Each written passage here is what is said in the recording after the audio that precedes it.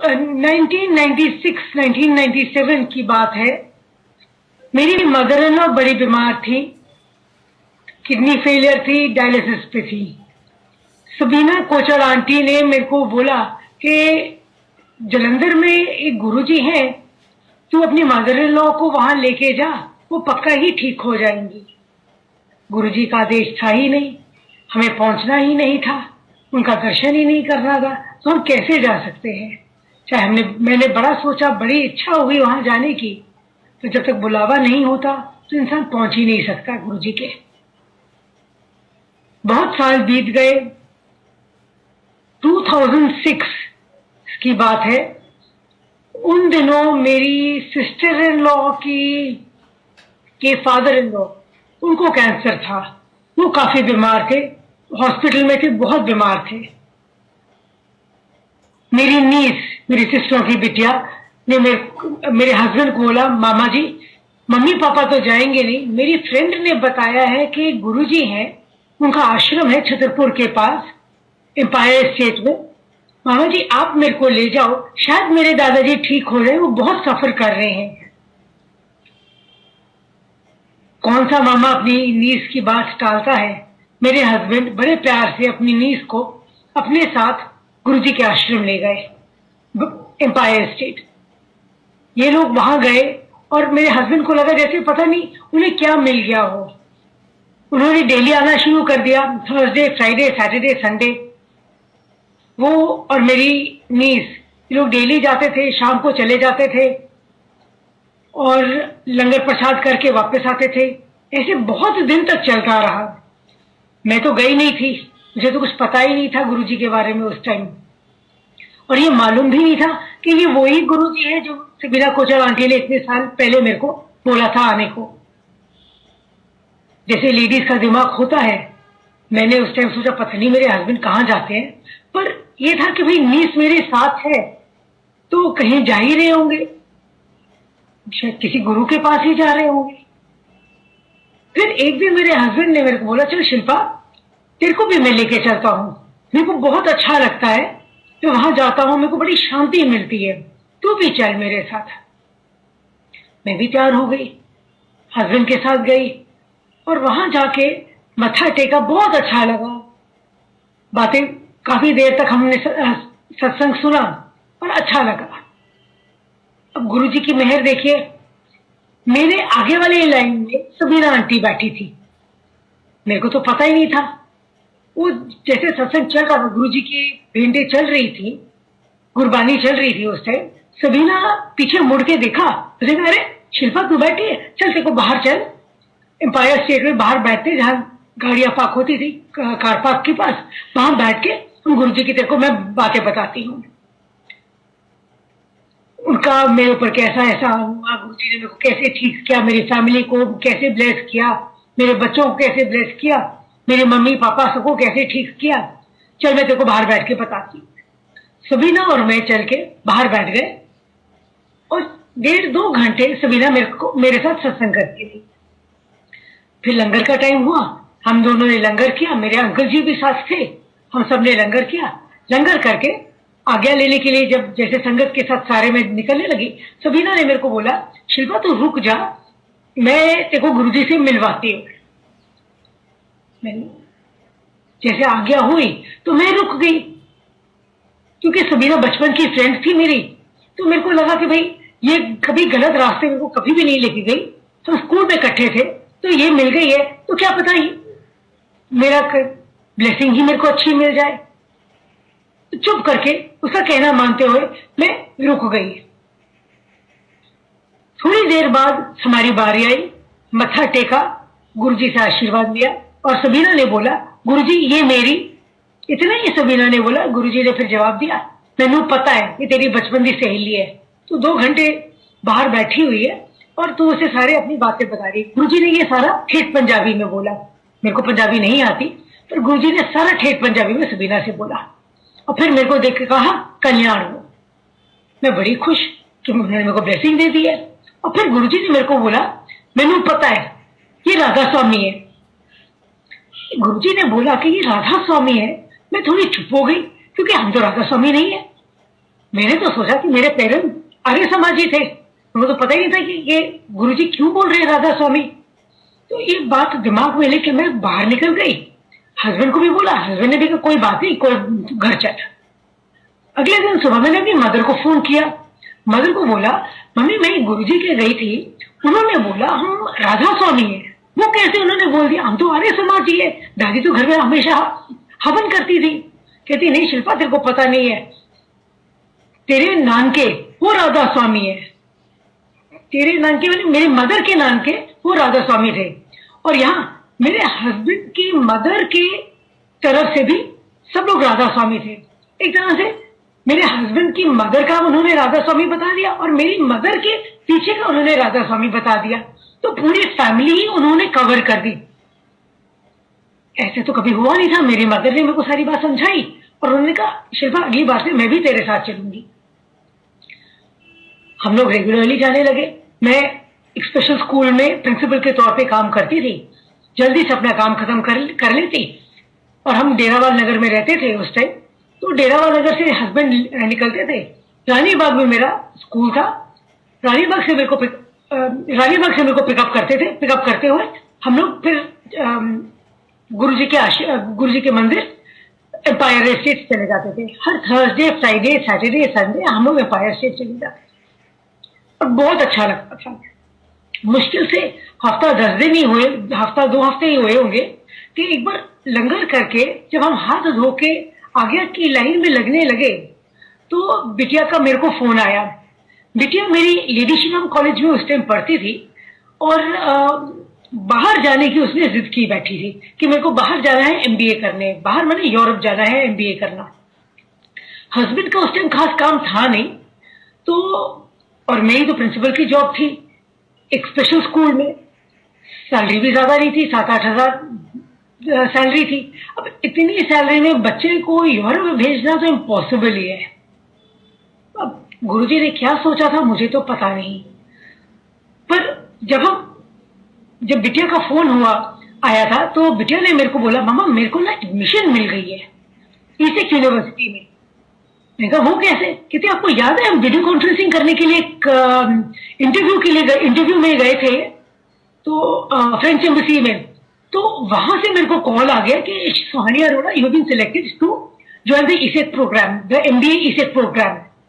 मैं तो बड़ी खुश हुई, गुरुजी के पास गई, मत्था टेका और बोला गुरुजी थैंक यू। मैंने कहा पता है तेरी कुड़ी हो गई एडमिशन, ऐश कर। Again it was a very big surprise.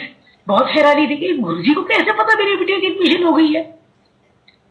फिर से मत्था टेका, बाहर निकल गई, सारे रास्ते सोचती गई फीस कहां से आएगी, कैसे एडमिशन तो हो गई है, पैसे कहां से आएंगे।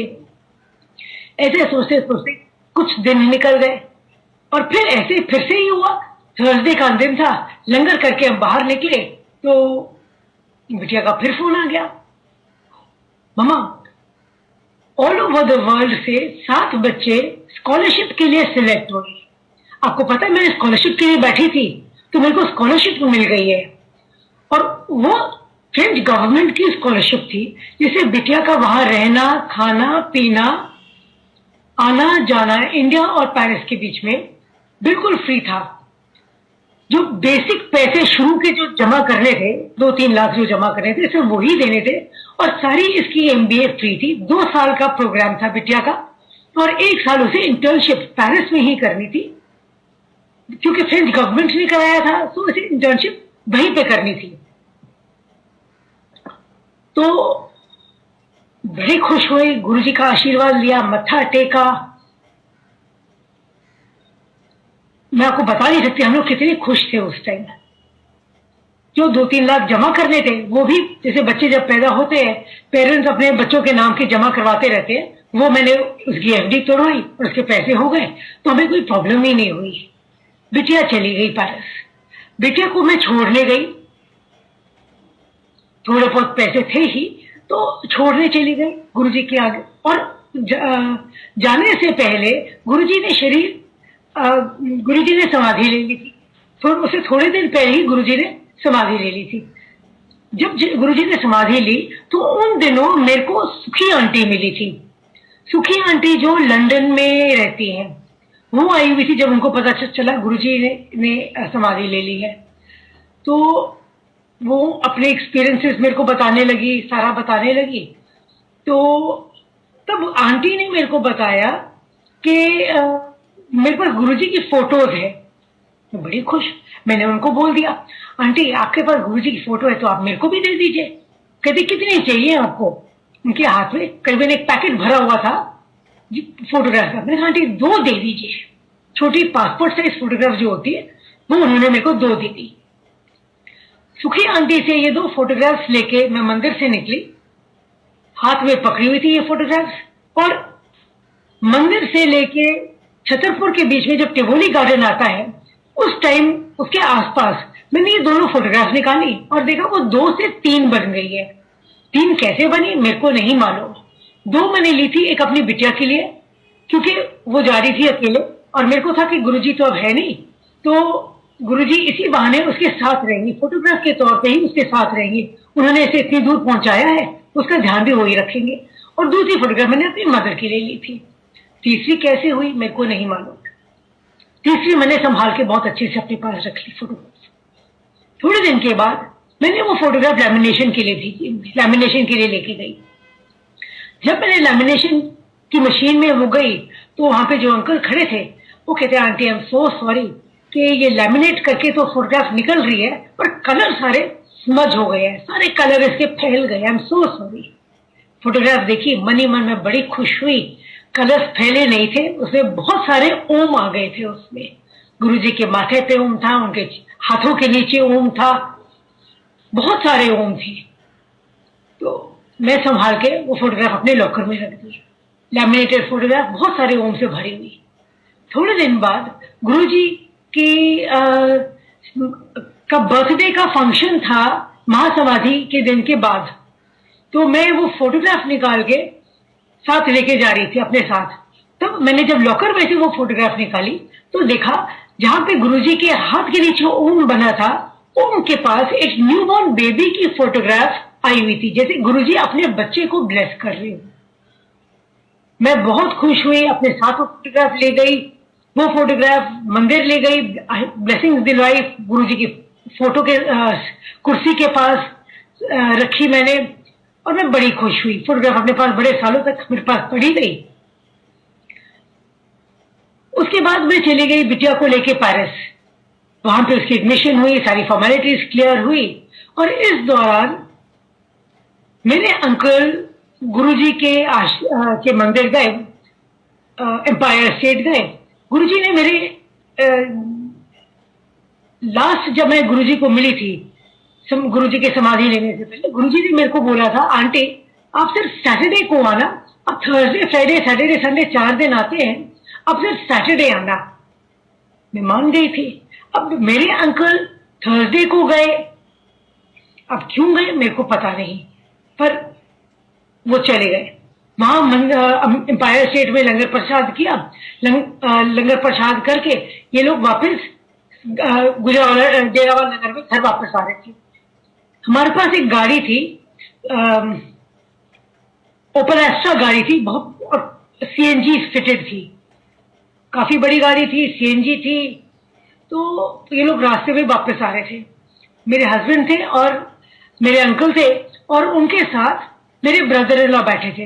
ये दोनों गाड़ी में बैठ के वापस आ रहे थे लंगर प्रसाद करने के बाद। सॉरी, एम्पायर स्टेट नहीं था, ये बड़े मंदिर में ये लोग आए थे। तो जब ये राजौरी गार्डन की रेड लाइट के पास गाड़ी रुकी, सामने ही गुरुद्वारा है, तो हुआ क्या, इनकी गाड़ी थर्ड थी लाइन में। जैसे रेड लाइट के पास जो लाइन सी बन जाती है, ये तीसरी पोजीशन में इनकी गाड़ी खड़ी थी। पीछे से एक ट्रक आया और ट्रक ने बहुत बड़ा, बुरी तरह इनका एक्सीडेंट हो गया इन लोगों का। उसने बड़ी स्पीड से आया, करीबन 110 की स्पीड से ट्रक आया पीछे से, और हमारी गाड़ी जो है वो बिल्कुल क्रश हो गई। और आगे वाली गाड़ी जो थी वो हमारी गाड़ी के बोनेट पे आ गई, और ट्रक डिक्की को उसने क्रश कर दिया। यहां तक कि बिल्कुल गाड़ी सैंडविच हो गई, खत्म हो गई। सीएनजी भरी हुई थी, आसपास जितने लोग थे सबने सोचा कि जो इस गाड़ी में बैठे हैं वो आज पक्का बचेंगे नहीं। तो गुरुजी की मेहर है, गुरुजी का लंगर प्रसाद करके आए थे। और गुरुजी हमेशा कहते थे मेरे पास आओगे तो मैं घर भी तुम्हें ठीक ठाक ही पहुंचाऊंगा। तो इनको कुछ हो थोड़ी सकता था, कुछ भी नहीं हो सकता था। मेरे अंकल और मेरे ब्रदर इन लॉ दरवाजा खोल के बाहर निकले, कुछ भी नहीं, कोई स्क्रैच नहीं, कुछ, बिल्कुल ठीक ठाक निकले और आराम से घर चले गए। इन लोगों ने मेरे को बताया भी नहीं कि इनको प्रॉब्लम हुई, क्योंकि उन्हें लगा कि शिल्पा बिल्कुल अकेली है पेरिस में, ये डर जाएगी, तो इन्होंने उसे कुछ मेरे को बताया नहीं। जब मैं वापस आई तो मैंने वो गाड़ी पुलिस स्टेशन में देखी और देखा जैसे बिल्कुल डंप वाली गाड़ियां होती हैं, बिल्कुल ही खत्म वैसी गाड़ी थी। और मेरे अंकल बिल्कुल ठीक ठाक थे, कुछ भी नहीं हुआ था, गुरुजी की मेहर। टाइम बीतता गया, कुछ साल बीते, मेरे फादर इन लॉ को कैंसर हो गया, थ्रोट कैंसर। ना वो स्मोक करते थे, ना वो तंबाकू सिगरेट वगैरह कुछ भी नहीं लेते थे, ड्रिंक भी नहीं करते थे, पर थ्रोट कैंसर कैसे हुआ हमें नहीं मालूम। जनवरी का टाइम था, काफी बीमार थे, हॉस्पिटल में थे। हम गुजरावाला डेरावाल में थे, तो सुंदरलाल जैन हॉस्पिटल अशोक विहार में, वो हमारे घर के पास था। तो बाबूजी को हमने वहां एडमिट किया, वो आईसीयू में काफी दिन तक रहे। और फिर इनमें डॉक्टर्स ने उनको जवाब दे दिया जी हम कुछ नहीं कर सकते इनका, या तो आप इन्हें घर ले जाइए या आप जो मर्जी करें, आप यहां से ले जाइए, बहुत दिन से हॉस्पिटल में, हम कुछ भी नहीं कर सकते। बेटे के बोर्ड एग्जाम से, 12th का बोर्ड का ईयर था, मेरा जॉब था, बड़ी मुश्किल से घर संभालना, बेटे का बोर्ड का की तैयारी करवाना और काम पे भी जाना, बहुत मुश्किल टाइम निकला था हमारा। जब डॉक्टर्स ने बोला, मैंने जवाब अब हम कुछ नहीं कर सकते, इनको आप ले जाइए, तो गुरुजी की मेहर है, Delhi heart and lung institute के किसी डॉक्टर से मेरे हस्बैंड की रात को बात हुई है। जब डॉक्टर्स ने बता दिया इनको ले जाइए, तो उन्होंने कहा सर आप इनको ना आप हमारे हॉस्पिटल ले आइए, हम इनकी ट्रीटमेंट वहां करेंगे। अगले दिन एम्बुलेंस आई, पूरी जैसे इमरजेंसी वाली एम्बुलेंस होती है, हार्ट एंड लंग वालों ने भेजी, और बाबूजी को हमने शिफ्ट करना था। जितनी देर हमें फॉर्मेलिटीज क्लियर करने में लगी, जैसे हॉस्पिटल डिस्चार्ज फॉर्म्स करता है कि वी आर नॉट रिस्पॉन्सिबल कि हम पेशेंट को हम लेके जा रहे हैं, वो सारी फॉर्म्स हमसे साइन करवा रहे थे, 2-3 घंटे लगे। और उस टाइम इतनी खुशबू थी जैसे गुलाब की कितनी सारी बॉटल्स वहां पे खोल दी हो। मेरे को मालूम था मेरे गुरुजी साथ है, बिल्कुल कुछ नहीं होएगा, बाबूजी को बिल्कुल ठीक हो जाएंगे। हार्ट एंड लंग बाबूजी को लेके गए, वहां पे पता चला इनको कैंसर है। राजीव गांधी से इलाज शुरू हुआ, बाबूजी 4th स्टेज कैंसर के थे और 4 साल उन्होंने कैंसर में निकाले। गुरुजी ने इतनी मेहर की उनपे कि बाबूजी को कुछ भी नहीं पता चला, कोई सफरिंग नहीं। हाँ, केमोथेरेपी वगैरह करवाते थे, दवाइयां चलती थी, पर जैसे लोगों को होता है कि भाई हेयर फॉल हो रहा है, बॉडी एक हो रहा है, वॉमिटिंग हो रही है, ऐसे बाबूजी को कुछ भी नहीं था, बिल्कुल ठीक थे। और 4 साल बाबूजी ने गुरुजी की मेहर से निकाले। इस दौरान मैं स्कूल की प्रिंसिपल थी। मेरे को एक फंक्शन में, जैसे स्कूल के प्रिंसिपल्स को एनुअल फंक्शन में बोलने को बोला जाता है, हमारे स्कूल का भी एनुअल फंक्शन था और मेरे को स्पीच देनी थी। मैं हमेशा ही बिल्कुल पीछे, जैसे स्कूल में बच्चे जो पीछे बैठते हैं, मैं उनमें थी, कंप्लीटली इंट्रोवर्ट, ना ज्यादा बोलना, चुपचाप रहना। अब 250-300 लोगों के सामने स्पीच देनी, मेरे तो पसीने छूटते थे। हाँ, ये है कि स्पीच पूरी तैयार की हुई थी, बहुत प्रैक्टिस की हुई थी, पर बहुत घबराहट हो रही थी, क्योंकि कभी मैंने स्पीच नहीं दी थी, कभी माइक पे बोला नहीं था, कभी स्टेज पे खड़ी होकर ही बात नहीं की थी मैंने। बहुत डर लग रहा था। गुरुजी को बोला, गुरुजी प्लीज हेल्प मी, मेरे को समझ नहीं आ रहा मैं क्या करूं, मेरे को कुछ भी नहीं याद रह रहा।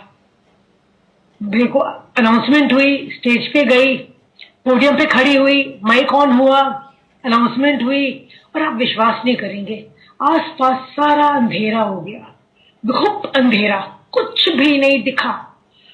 अगर आसपास आपके कुछ अंधेरा होगा, कुछ दिखेगा ही नहीं, छोटी सी लाइट ही होगी जिसके ऊपर आपका पेपर है, आपके पेपर के ऊपर छोटी सी लाइट, तो आपको डर भी नहीं लगेगा। जब आपको दिख ही नहीं रहा कुछ, तो डर किस बात का, कोई है ही नहीं आपको जज करने के लिए, कोई आपको कमेंट पास करने के लिए कोई है ही नहीं।